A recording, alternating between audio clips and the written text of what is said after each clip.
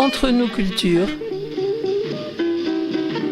Nous retrouvons Clément, vice-procureur au tribunal judiciaire de La Rochelle, pour nous parler des métiers du droit.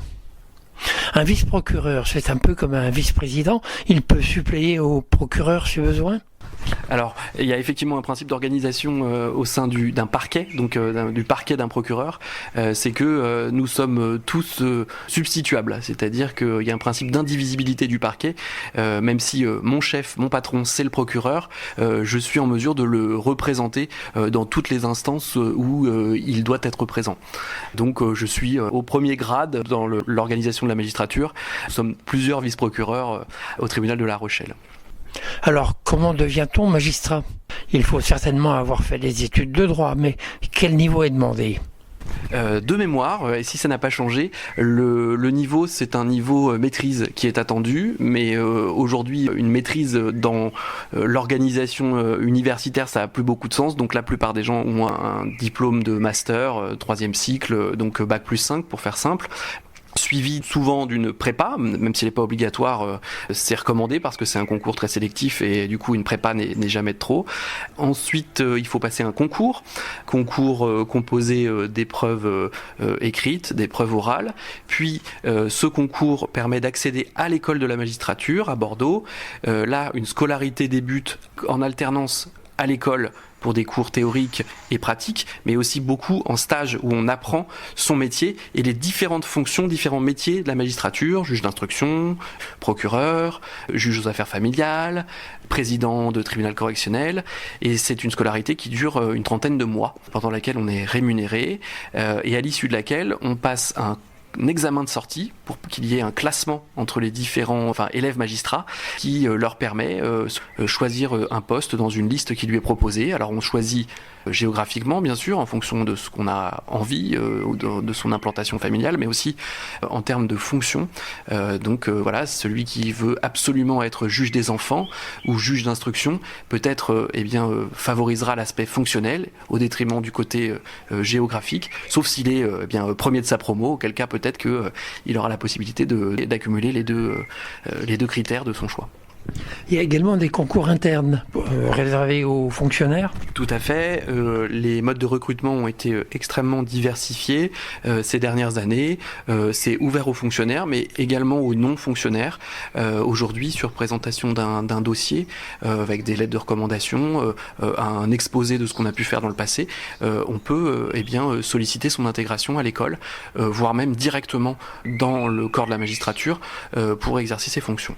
Donc l'idée étant de diversifier les profils, ne pas réserver les fonctions de magistrat à de jeunes personnes sortant de l'université, mais à des personnes qui peuvent avoir eu une expérience professionnelle, humaine, plus riche, et donc l'idée étant d'enrichir le corps, là aussi de ce point de vue-là.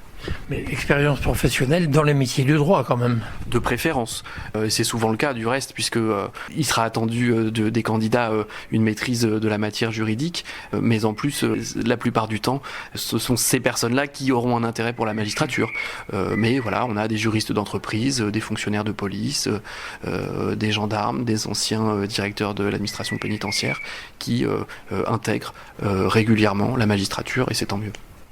Ah oui, parce que vous parlez d'administration pénitentiaire. L'administration pénitentiaire fait partie des métiers de la justice. Tout à fait. L'administration pénitentiaire est une des administrations du ministère de la Justice. Elle est composée, pour faire simple, de deux catégories de personnel.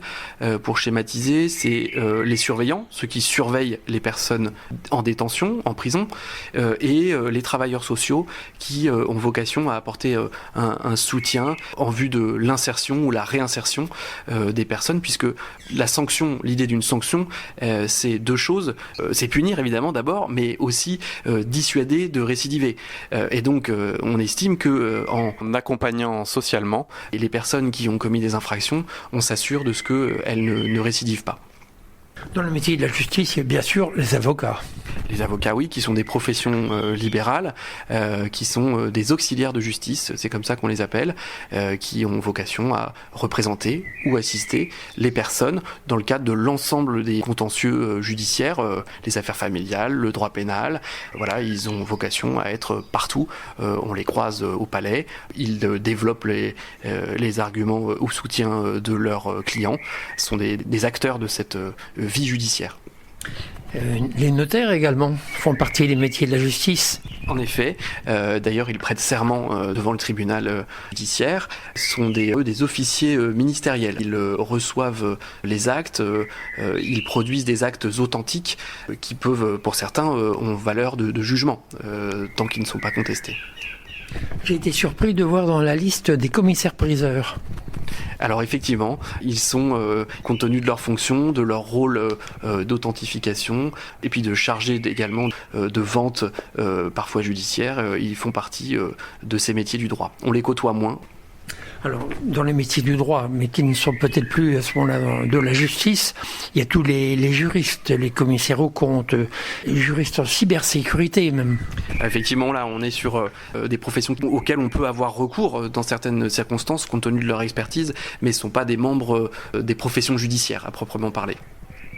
Et pourquoi vous, si c'est pas indiscret, vous avez choisi ce métier ?